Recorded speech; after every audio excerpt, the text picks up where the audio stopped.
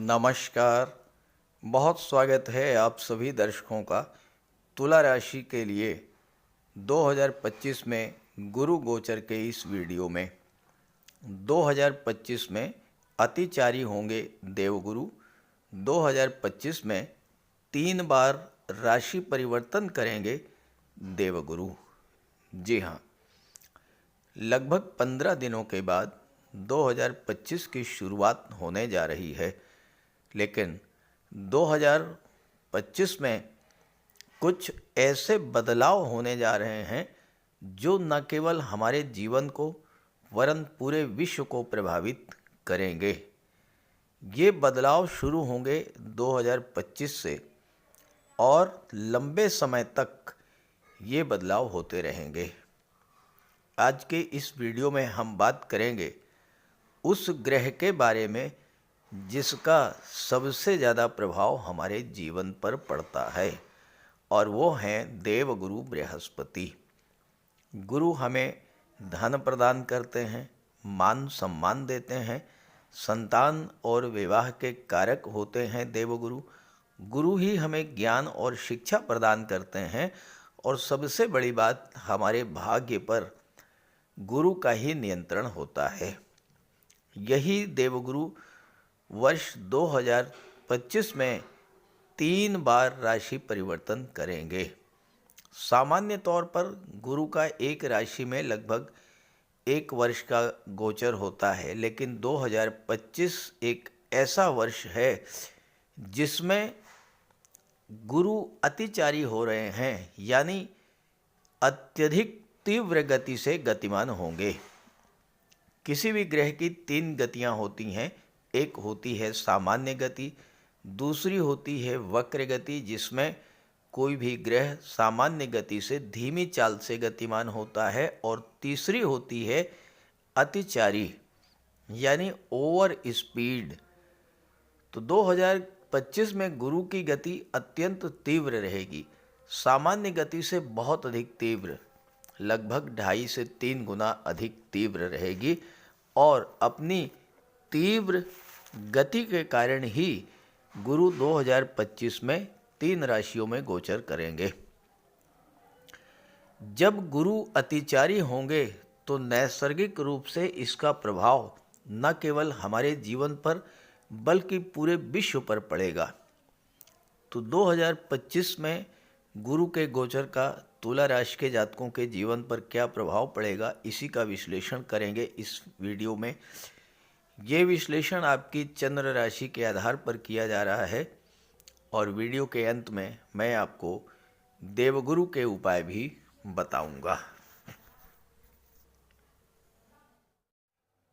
तो ये है तुला राशि के जातकों की कुंडली। गुरु का गोचर आपकी कुंडली के अष्टम भाव में है, और यहाँ पर गुरु वक्री अवस्था में गोचर कर रहे हैं। 4 फरवरी को गुरु मार्गी होंगे और 14 मई को राशि परिवर्तन करके नवम भाव भाग्य भाव में चले जाएंगे। 2025 में बहुत सारे परिवर्तन होंगे और इसके कारक होंगे देवगुरु बृहस्पति। 3 ही ग्रह ऐसे हैं जिनके परिवर्तन से हमारे जीवन में बड़े बड़े परिवर्तन होते हैं: शनिदेव, राहु केतु और देवगुरु बृहस्पति। 2025 में गुरु का गोचर बहुत ही महत्वपूर्ण है। वर्ष के आरंभ में वृषभ राशि में रहेंगे, 4 फरवरी को मार्गी होंगे और 14 मई को मिथुन राशि में गोचर करेंगे कुंडली के भाग्य भाव में, और यहाँ पर 18 अक्टूबर को फिर से राशि परिवर्तन करेंगे और अपनी उच्च की राशि कर्क राशि में गोचर करेंगे। अब जरा सोचिए, एक राशि में लगभग 12 से 13 माह तक गुरु का गोचर होता है, लेकिन यहाँ पर देखिए आप, मिथुन राशि में गुरु का गोचर मात्र 5 महीने का है। 14 मई को आएंगे और 18 अक्टूबर को मिथुन राशि को छोड़ करके कर्क राशि में चले जाएंगे। तो सोचिए कि कितनी अधिक तीव्र गति से गतिमान होंगे। लगभग 2.5 से 3 गुना गति से गतिमान होंगे और इस कारण 5 महीने में ही एक राशि को छोड़ करके दूसरी राशि में गोचर कर जाएंगे। अब कर्क राशि में 18/10 को आएंगे। कर्क राशि में भी शांत नहीं बैठेंगे। यहाँ आने के बाद 11 नवंबर को वक्री हो जाएंगे और वक्री अवस्था में 5 दिसंबर को पुनः मिथुन राशि में यानी भाग्य भाव में आ जाएंगे। तो इस तरह से 2025 की शुरुआत में भी वक्री हैं और अंत में भी वक्री रहेंगे। लगभग 2.5 माह तक वक्री रहेंगे और 5 माह का गोचर काल ऐसा होगा जिसमें गुरु अतिचारी होंगे, यानी अपनी सामान्य स्पीड से, सामान्य गति से 2.5 से 3 गुना अधिक गति से गतिमान होंगे। गुरु का अतिचारी होना कोई शुभ संकेत नहीं है। गुरु अगर अनुकूल रहते हैं तो हमारे जीवन में शुभता लाते हैं, सुख शांति और खुशियाँ लाते हैं। लेकिन 2025 में लगभग 2-2.5 महीने वक्री रहेंगे और 5 महीने ओवर स्पीड से गतिमान रहेंगे। तो गुरु का अतिचारी होना हमारे जीवन में बहुत बड़ा परिवर्तन लेकर के आएगा। पहले ये समझते हैं कि गुरु के अतिचारी होने का पूरे विश्व पर क्या प्रभाव पड़ेगा और फिर बात करेंगे तुला राशि पर इसका क्या प्रभाव पड़ेगा। देखिए, 2025 के शुरू के 4 माह जब तक वृषभ राशि में रहेंगे देवगुरु, वहाँ तक तो ठीक है क्योंकि सामान्य गति से गतिमान होंगे। उसके बाद जैसे ही अतिचारी होंगे, तेजी से बड़े बड़े बदलाव होना शुरू होंगे। 14 मई के बाद दुनिया भर में अशांति और उपद्रव का माहौल बनेगा। दुनिया के अलग अलग भागों में अलग अलग कारणों से अशांति पैदा होगी। युद्ध जैसी स्थितियां भी कहीं पर बन सकती हैं, कहीं दैवी आपदा का प्रकोप हो सकता है और कहीं पर महामारी की स्थिति भी बन सकती है।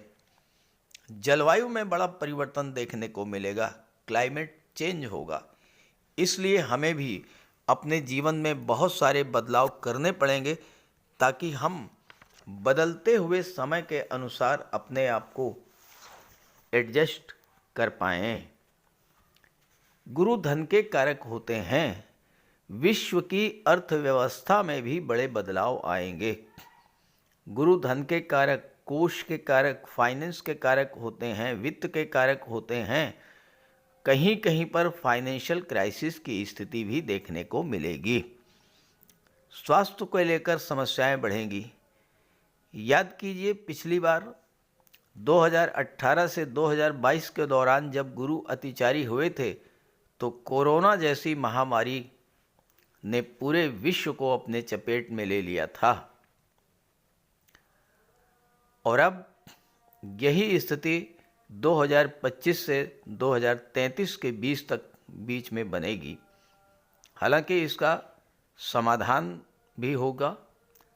गुरु के अतिचारी होने की शुरुआत 2025 में होने जा रही है और 8 वर्ष तक अतिचारी रहेंगे, इसलिए पहले से ही तैयार रहना होगा।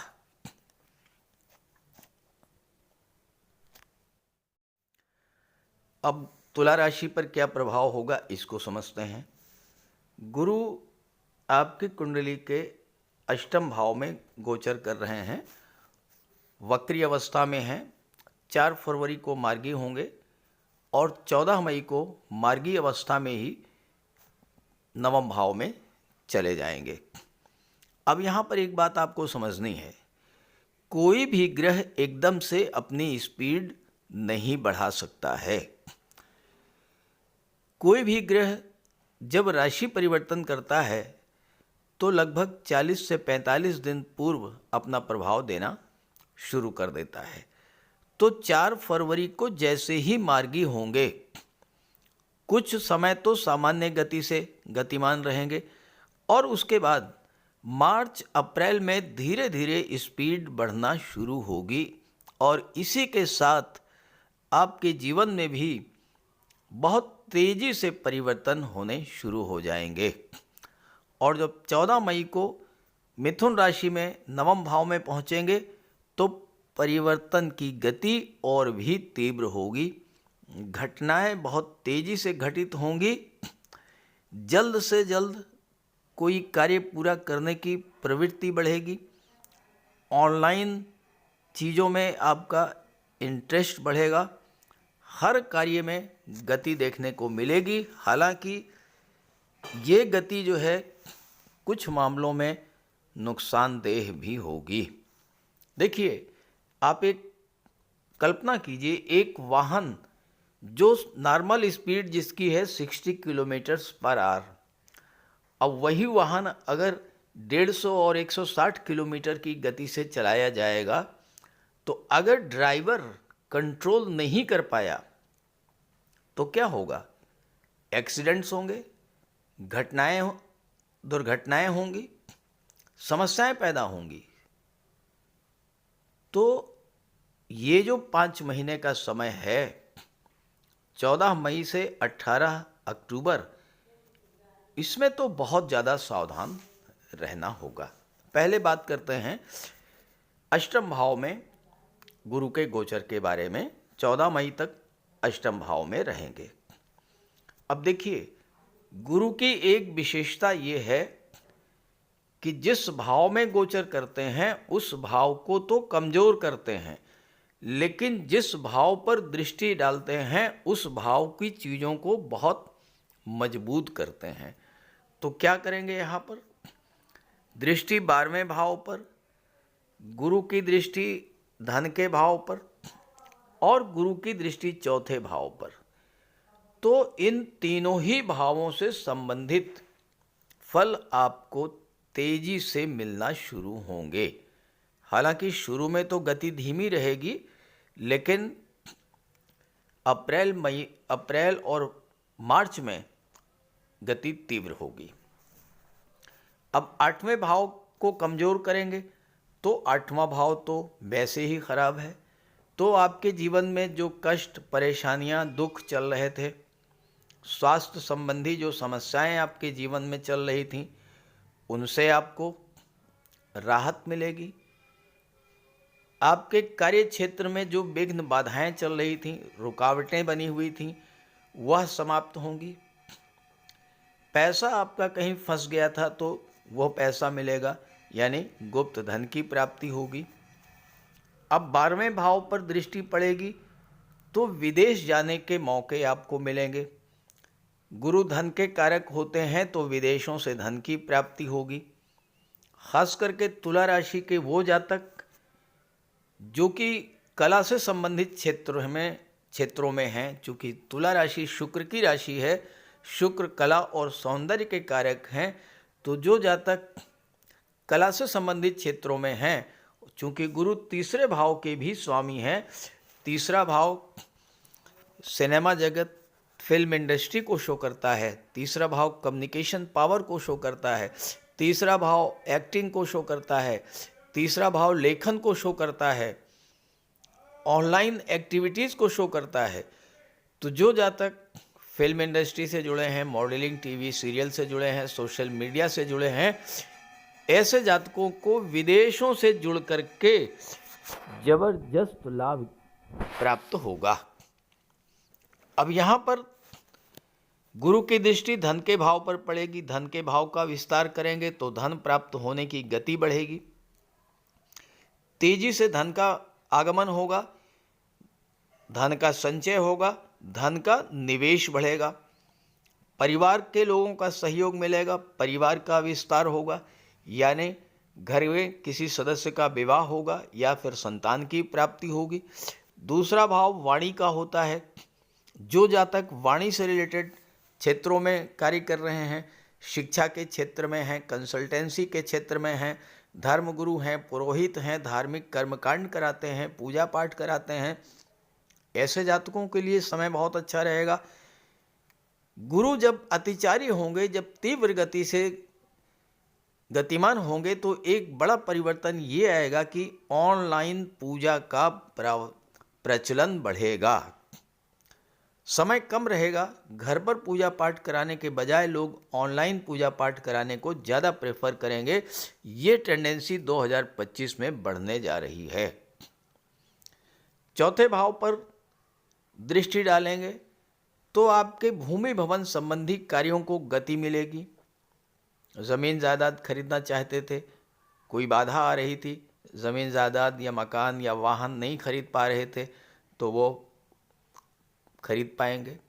भौतिक सुखों में तेजी से वृद्धि होगी। माता का स्वास्थ्य खराब था तो माता के स्वास्थ्य में भी तेजी से सुधार होगा। 5 महीने के लिए गुरु अतिचारी हो रहे हैं। नवम भाव में यहाँ पर गोचर करते हुए गुरु की दृष्टि आपके लग्न के भाव पर पड़ेगी, तीसरे भाव पर पड़ेगी और गुरु की दृष्टि छठे भाव पर पड़ेगी, पंचम भाव पर पड़ेगी। नवम भाव में गोचर करते हुए गुरु की दृष्टि आपके लग्न पर पड़ेगी, तीसरे भाव पर पड़ेगी और पंचम भाव पर पड़ेगी। अब देखिए, गुरु बहुत तीव्र गति से गतिमान होंगे तो लग्न, तीसरे भाव और पंचम भाव से संबंधित चीजों में भी बहुत तेजी आएगी। अब लग्न भाव आपका व्यक्तित्व होगा। आपके अंदर भी किसी भी कार्य को निपटाने में बहुत जल्दबाजी रहेगी। कोई निर्णय आप बहुत जल्दबाजी में लेंगे, लेकिन यहीं पर आपको सावधान भी हो जाना होगा। कैरियर को लेकर, धन को लेकर, प्रॉपर्टी को लेकर, संतान को लेकर, शिक्षा को लेकर, विवाह को लेकर, दाम्पत्य सुखों को लेकर, व्यापार को लेकर, इन 5 महीनों में कोई भी फैसला जल्दबाजी में बिल्कुल नहीं लेना है। बेहतर ये होगा कि इन 5 महीनों में बहुत सावधानी पूर्वक, बहुत शांति से अपना कार्य करें। कोई परिवर्तन करने से बचें, जल्दबाजी में कोई निर्णय लेने से बचें।